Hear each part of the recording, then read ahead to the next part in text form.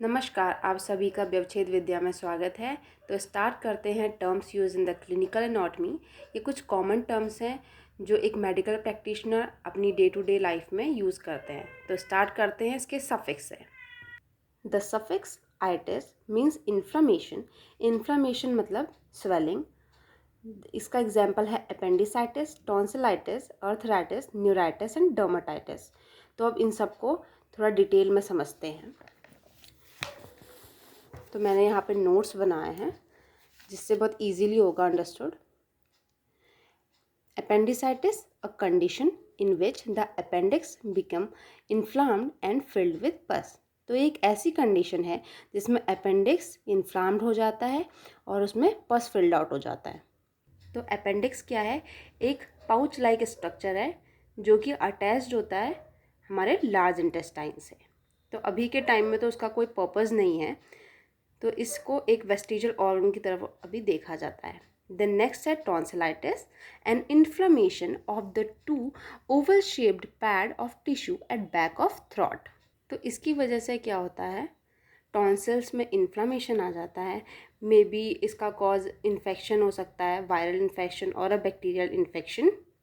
इसकी वजह से डिफ़िकल्टी होती है स्वेलोइंग में और नेक में पेन भी होता है। Then arthritis, an inflammation of joint cause pain and stiffness.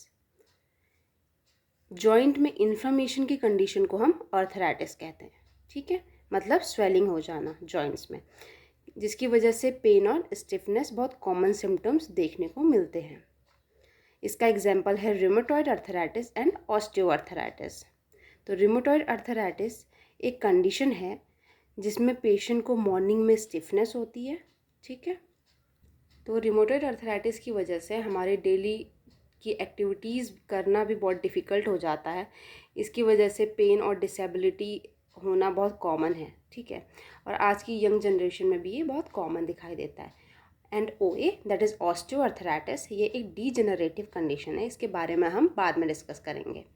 Then next one is neuritis, inflamed bundle of nerve fibres. तो जब इन्फ्लामेशन होगा तो ये आगे की प्रोसेस को भी हार्म करेगा और डैमेज करेगा। तो जैसे इसका एग्जाम्पल एक होता है ऑप्टिक न्यूराइटिस, ठीक है।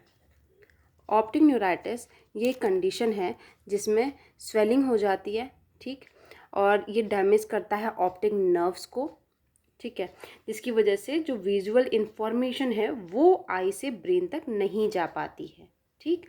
देन नेक्स्ट है डर्माटाइटिस, इन्फ्लामेशन ऑफ स्किन। तो इसमें क्या होता है कि जैसे पेशेंट के उसमें सिम्टम्स शो होंगे, मे बी एलर्जिक या फिर इरिटेशन होगा स्किन में। वो भी अगर आप जैसे बहुत सारे लोग परफ्यूम से एलर्जिक होते हैं, कुछ स्पेसिफिक फूड से एलर्जिक होते हैं, तो ये सब कंडीशंस आती हैं डर्माटाइटिस के अंदर, ठीक है, और डर्मेटोलॉजी डिपार्टमेंट के अंदर। देन नेक्स्ट सफिक्स है ectomy. Ectomy means removal from the body. Body से कुछ चीज़ रिमूव हो रहा है, रिमूवल से समझ आ रहा होगा, तो रिमूव होने की प्रोसेस को हम यहाँ पे एक्टमी कह रहे हैं। तो अब इसके सफिक्स हमेशा लास्ट में जुड़ता है, ठीक। तो अपेंडिसेक्टमी, टॉन्सिलेक्टमी, गैस्ट्रेक्टमी एंड नेफ्रेक्टमी। तो अब इनको डिटेल में समझते हैं, ठीक है। तो अपेंडिसेक्टमी क्या है? Surgery to remove the appendix. Appendix जैसे कि मैंने पहले ही बताया एक वेस्टिजियल ऑर्गन है जिसमें स्वेलिंग आ जाती है, तो अब यहाँ पे उसे रिमूव कर रहे हैं, इस प्रोसेस को हम अपेंडिसेक्टमी कहेंगे। Then tonsillectomy, surgical removal of tonsils. जो टॉन्सिल्स हुए थे उसे रिमूव कर रहे हैं, क्यों? मे बी पेन, ज़्यादा पेन हो रहा है या स्वेलिंग हो गई है थ्रोट में, ठीक है, तो इस प्रोसेस को हम टॉन्सिलेक्टमी कहते हैं। Then gastrectomy, surgery to remove part और ऑल ऑफ द स्टमक। सिर्फ एक पर्टिकुलर पार्ट को रिमूव करने की प्रोसेस को हम पार्शियल गैस्ट्रेक्टमी कहते हैं, और कंप्लीट स्टमक को रिमूव करने की प्रोसेस को हम टोटल गैस्ट्रेक्टमी कहते हैं, ठीक है। Then nephrectomy, surgical removal of kidney. Nephri means kidney, ectomy means removal. ऐसी प्रोसेस या फिर ऐसी सर्जिकल प्रोसेस जिसमें हम किडनी को रिमूव करते हैं तो उसे हम नेफ्रेक्टमी कहते हैं, ओके। तो नेक्स्ट सफिक्स है ओटोमी। Otomy means to open and then close a hollow organ. Example, laparotomy, hysterotomy, cystotomy, cysto. तो ओटोमी क्या है? कुछ को कट करना, कुछ ऑर्गन्स को कट करना, ठीक है। तो यहाँ पे ओपन करना and then close the hollow organ, फिर से क्लोज कर दें। तो laparotomy, surgical incision into the abdominal cavity. तो लेप्रोटोमी कंडीशन की ज़रूरत या फिर ऐसी सर्जरी की प्रोसेस किन लोगों को पड़ती है? तो जैसे कि कोई पेशेंट है जिसको कैंसर हो गया, ठीक है, या फिर एब्डोमिनल में बहुत पेन है, ठीक, और वो अनट्रीटेड है, या फिर एंडोमेट्रियोसिस की कंडीशन है, तो इन सब केसेस में लेप्रोटोमी कहते हैं। So don't confuse in the laparotomy और लेप्रोस्कोपी। लेप्रोटोमी में क्या होता है? एक लार्ज इंसीजन करते हैं, ठीक है, एंड लेप्रोस्कोपी में स्मॉल इंसीजन होता है, ठीक। Then next one is hysterectomy, surgical procedure to remove the womb. जैसे कि समझ में आ रहा है इजीली कि रिमूव कर रहे हैं वोम्ब को। वोम्ब क्या है? ये फर्टिलाइजेशन में हेल्प करता है, ठीक है।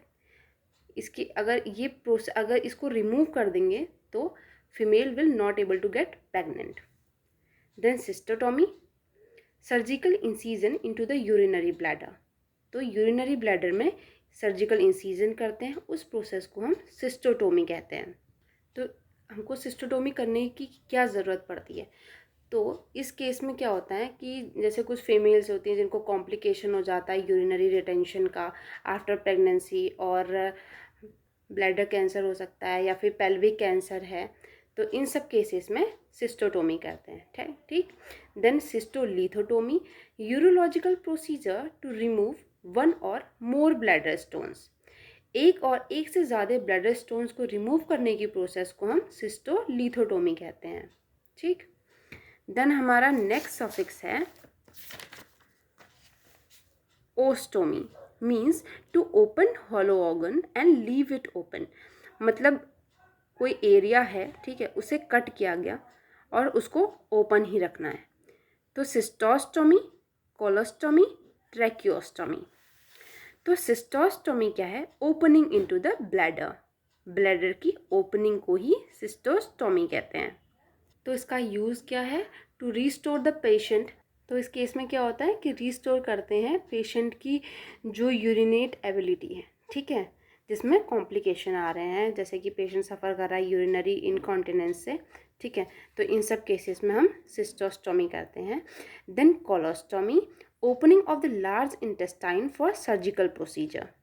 तो ये एक सर्जरी है जिसको हम यूजुअली करते हैं बाउल सर्जरी, बाउल्स के केसेस में, ठीक है, जिनके कॉलन में प्रॉब्लम आ जाती है, ठीक। ये कोलोस्टोमी टेम्परेरी भी हो सकती है, परमानेंट भी हो सकती है। Then tracheostomy, opening created at the front of neck so a tube can be inserted into the windpipe to help you breathe.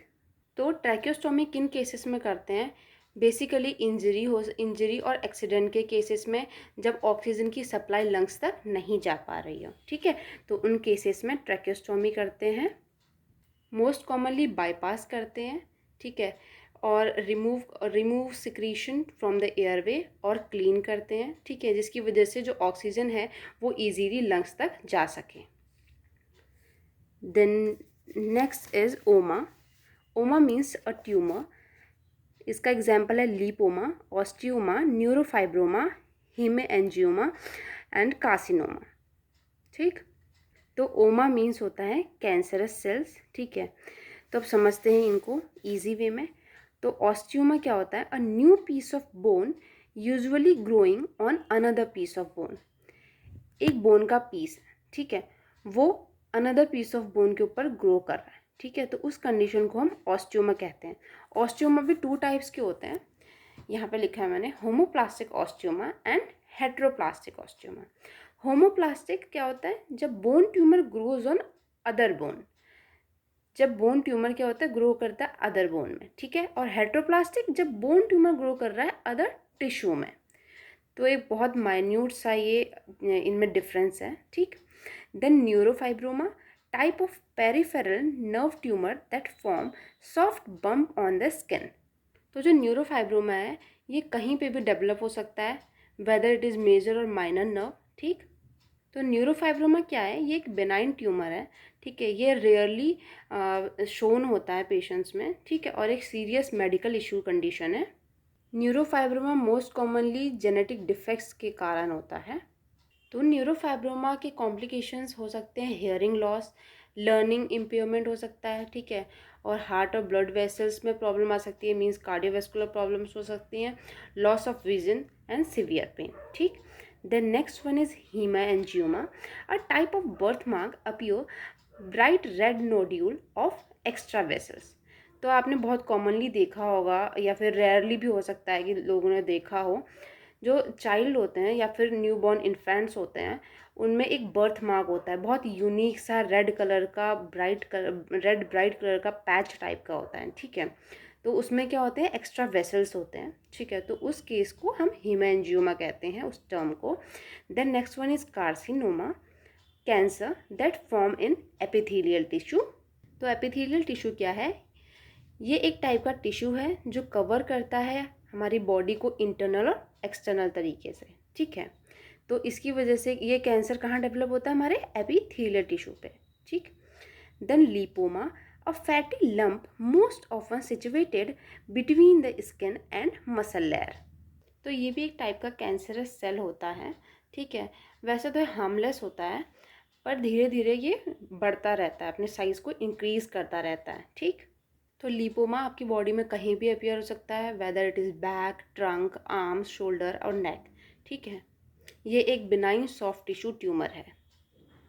Thank you guys इस क्लास में बने रहने के लिए। तो अब हम नेक्स्ट क्लास में हम 6 पॉइंट से स्टार्ट करेंगे।